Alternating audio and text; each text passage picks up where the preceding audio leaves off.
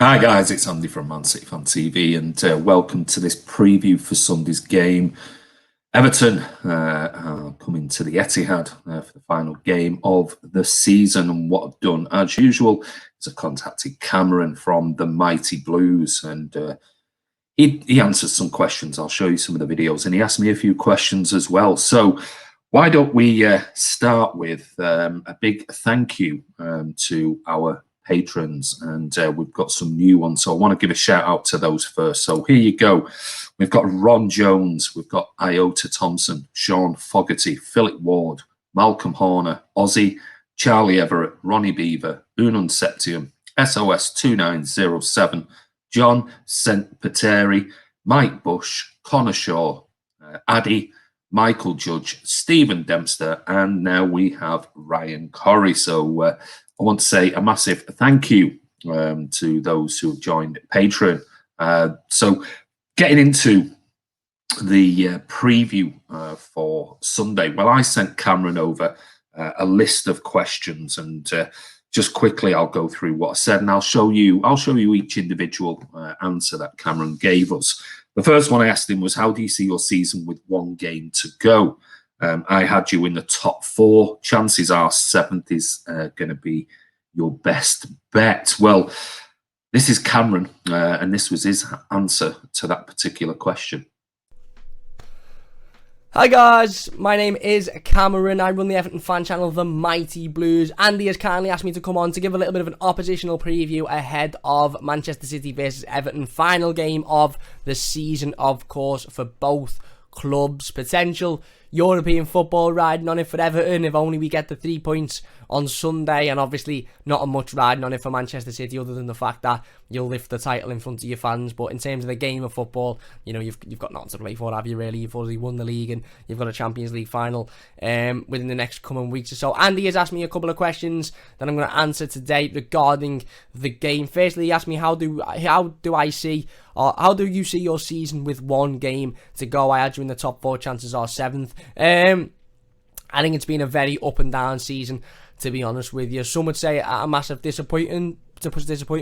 Some would say a massive overachievement, really. Certainly given the quality of this squad and where Carlo Ancelotti has managed to take this squad to. I mean, you know, this is an Everton team who we all know needs drastic investment, drastic improvements, and yet we're still, you know, in a fight for Europe, albeit we have to beat you guys on Sunday and hope that Leicester manage to beat Spurs, because, you know, we won't get in an over goal difference. Our goal difference is shocking, but again, there's been certain disappointments, obviously, considering when we beat West Brom in February, we were nailed on for European football. We were in the top four, I think, when we beat West Brom in February. So we were all sort of sitting there saying, yeah, European football is a certainty. Yeah. And obviously that mightn't be the case. We've had some brilliant performances, brilliant results. Beating Liverpool at Anfield for the first time in over 2 decades was brilliant. Obviously beating Arsenal, doing the double over Arsenal for the first time in 30 years. Beat Spurs away from home as well. So we've had some brilliant results, and our away form has been absolutely excellent. Our away form has been, you know, challenging for the league away form, but unfortunately our home form has been, you know, relegation form, really, and that's ultimately, as Carlo Ancelotti says, the double face of this Everton team and the inconsistency of this Everton team. And, you know, I think either way there's going to be an overriding disappointment because of the games that we've lost, certainly at home this season, to the teams that we should be beating. But for me, I think it's clear what Everton have to do going into next season. The recruitment strategy has to change. We need to improve the squad drastically, and look, this season could turn out to be a success if we finish 7th, or what I think some fans would see as probably a failure if we don't finish in a European position. But I think, considering we're still in a fight for Europe, I think Carlo Ancelotti deserves a lot of credit for that, because this squad, this team, just hasn't got an awful lot of quality in it whatsoever. There you go. So that was Cameron's answer to my first question. Well, he did ask me some questions, and the first one he asked me was, do you think City will play a strong team on Sunday? Now, this is always debatable. I mean, you'll get 2 different answers to that. You'll get, yes, I think he'll go strong because it's the last game of the season at home, lifting the trophy, and after a disappointing result the other night against Brighton. And then there'll be others that'll say, no, definitely not, because 6 days later, we're going to be playing in a Champions League final. I've got a feeling he'll go pretty strong on this, but I do think there'll be a couple of players potentially rested for it. I'm not going to give you my lineup yet because his last question to me is about the starting lineup and score prediction. So I'll hold that there. My thinking is it'll still be a strong team, a fairly strong team, but I do think certain players might get a rest as well, or they might only play sort of 45 minutes. But I'll give you my team later. So on to my second question to Cameron, and that was, how do you see the final game going after Brighton and Hove Albion beat us 3-2 with 10 men? And this is what Cameron had to say. Andy also says, how do you see the final game going after Brighton and Hove Albion beat us 3-2 with 10 men? Look, the onus is on Everton. Everton's away form, obviously, this season has been absolutely fantastic, albeit we haven't played the champions and we haven't played a side with fans in the stadium yet, I don't believe. So it's going to be extremely difficult. It really, really is. For me, and I'm not going to lie, and I'll be absolutely honest here, I think the onus is on Everton to go out on Sunday. And I'm not saying play a dirty game, but what I'm saying is maybe get a little bit physical with City players and maybe have a little bit of a whisper in their ear to say, you know, you've got a Champions League final coming up over the next week or so. So, you know, maybe you take your foot off the gas a little bit. I think if we allow City to just play around us, then you'll beat us comfortably because you've got much more quality than we have and you're a much better side than we are, and there's no hiding that.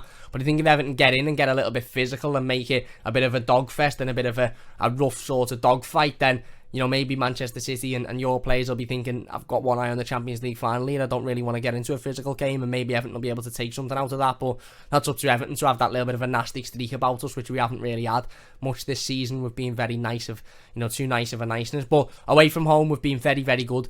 You know, we defend, we set up the low block, and we adopted the same sort of tactic at Hudson against Manchester City earlier in the season. It took, 83 minutes for you to break it down. So a lot's riding on this one. If we win, and Leicester manage to get anything out of Spurs, then we finish 7th. If we don't win, then we won't finish in a European position. So listen, it's going to be extremely difficult. I don't take much confidence from the Brighton result whatsoever, to be honest with you, because this is Everton, and Manchester City could lose 15 games on the bounce 10-0, and Everton would probably still turn up and lose 3-0 because that's just Everton. So it's a winnable game, given obviously you've already won the league and you've got nothing to play for and you've got one eye on the Champions League final.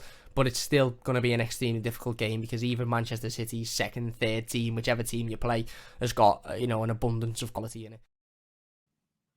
There you go. That was Cam's answer.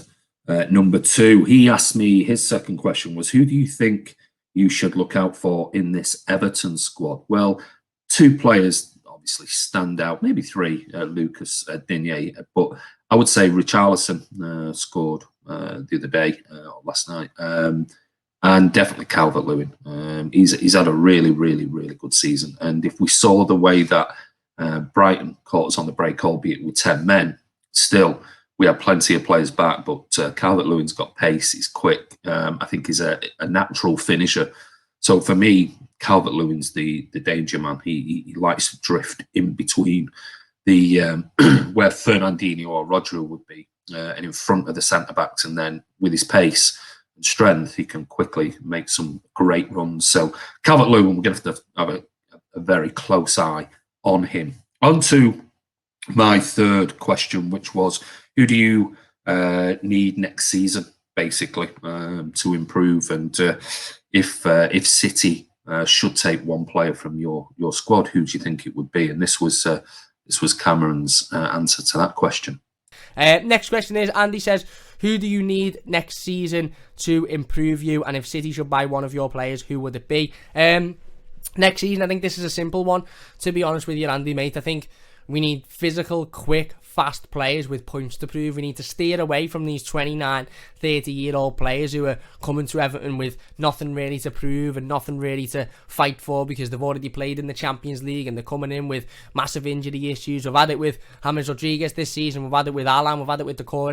They've all come in for a reason, and I wasn't against those signings, and I'm still not against those signings, but we now need to steer away from those levels of players and start to bring in, you know, maybe somebody like a Jack Harrison from Leeds or a Pereira from West Brom, players that have got that little bit of a fight in the belly and are physical and quick and, you know, a good quality players that can adapt to playing in the Premier League and ultimately, are seeing Everton as a step up rather than Everton as a step down. And if Manchester City were to sign any of our players this summer, please take Fabian Delph back off us, please. I haven't even got a driver's license, but I will drive him down to Manchester myself. There you go. Don't think he's a fan of Fabian Delph, is he? But his third question to me was my thoughts on Carlo Ancelotti. Well, if you got 7th and then you've got some European football next season, I think it's a job done. I think he'll probably be disappointed. Like I said, we spoke about it on a Friday Night Social and 3-4 months ago, and I had Everton in my top 4 the way they were playing. But their home form has not been good enough. Away form's been excellent. Ancelotti is a world-class manager. I think he's a brilliant appointment for Everton. I think with a few more players brought in, I think he'll do a great job. And I think definitely your home form will change next season when fans are back in the stadium. I think you're a team that, there are certain teams, in my opinion, in the Premier League that really rely on fans to push them over the line in certain games. And I think Everton are one of them, still being a close, compact stadium. But I think Ancelotti's a great signing for you. And obviously your owner, he can put his hands in his pocket again next season. So I think he's world class. He's proven. So I won't worry about Ancelotti. And I won't be too disappointed if he didn't make it into the top 7 this season. But stick with him. I'm sure you will. And I'm sure next season with fans in the stadium, everything will be fine. And I definitely think you could improve your current position in the Premier League. So on to my 4th question was obviously at the time of the question, the Football Writers Award hadn't come out. Obviously, Ruben Diaz won that, but I was talking more in general of who will win sort of the Premier Leagues, voted by players, player, and that type of thing, about Player of the Year, Player of the Season, and Young Player of the Season and Player of the Year. So this was Cameron's answer to my 4th question. He also asked who should win my Player of the Year and Young Player of the Year. I'm not saying this just to suck up to Man City because I'm on a Manchester City fan channel. If you were asking Everton's Player of the Year and Young Player of the Year, I'd say Player of the Year Dominic Calvert-Lewin. His goals have single-handedly saved us on a number of occasions this season. And Young Player of the Year, I'd say Ben Godfrey. I think he's been one of the best centre-halves in the country, and I think he's gone massively under the radar. But as a general, I think it would probably be Ruben Diaz for Player of the Year and Phil Foden for Young Player of the Year, to be honest. I mean, you can't escape the quality of Phil Foden. He's been absolutely immense this season, and Ruben Diaz, I think, has come in and done something that City have struggled in recent years. They've always been a fantastic attacking team, but they've always, lacked that that real defensive cover. They've struggled defensively, and I think Ruben Diaz has come in and just completely solidified that defence. He's an excellent player. There you go. Yeah, he picked Ruben Diaz and Phil Foden, and I think most of us would pick Diaz for Player of the Year and Phil Foden for the Young Player of the Year, and I do think it will be those two. Now, his 4th and final question to me was your starting 11 and score prediction. Right? Okay, I did say before I think we'll go strong, so this is where it gets interesting. As you know, you can never pick a Pep Guardiola team, and neither can I. But this is my thinking. And my team for Sunday. Argue the toss over it, say I'm mad, whatever. This is my team. So there you go. I've got Ederson in net. I've got Walker right back. I've got Laporte and Diaz. I think John Stones might be given a rest. And I've got Benjamin Mendy. I think Zinchenko might be rested for the weekend. I think Fernandinho, after his display the other night, will be the holder. And then I'm going to bring Kevin De Bruyne in just to get some minutes into his legs. I think he might rest Bernardo Silva, maybe. And I don't think he'll risk Gundogan. I'd be surprised if he does, but you never know. That's Pep. So I'll play Foden there only because I'm going to play Sterling on the left. I'm going to play Ferran Torres on the right solely because he had an opportunity the other night.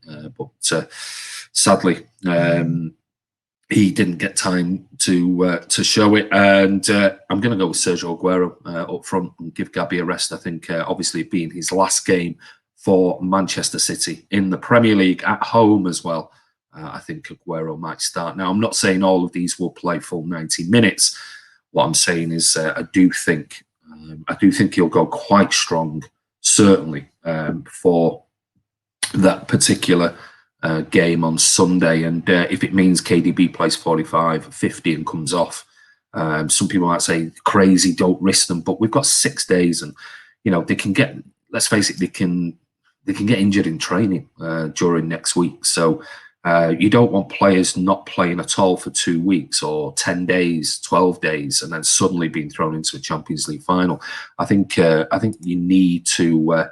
Some of those players will need some minutes in the legs, and then they'll just tick over during the week, looking at tactics and things like that. So that's my team. You give me your thoughts in the comments below this particular video. But on to my final question for Cameron, and that was about his lineup for Everton and what he thinks the score prediction. I didn't give my score prediction. I'm going to go 3-1, 3-1 to Man City. There you go. So this is Cam. And Andy then finally asks my lineup for the game and my score prediction. Lineup wise, I'm going to go with Jordan Pickford in goal, Luca Dean left back.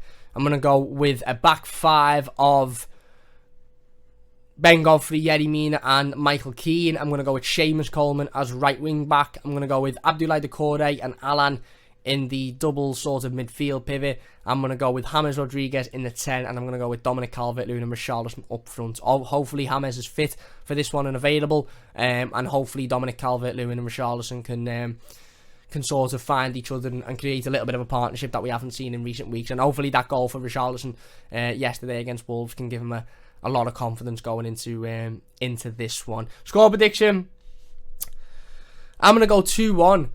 James Rodriguez from 45 yards in the last second to win it for us. We're all screaming and shouting, saying, "Yes, we've got Europe within the Europa League, Conference League, whatever."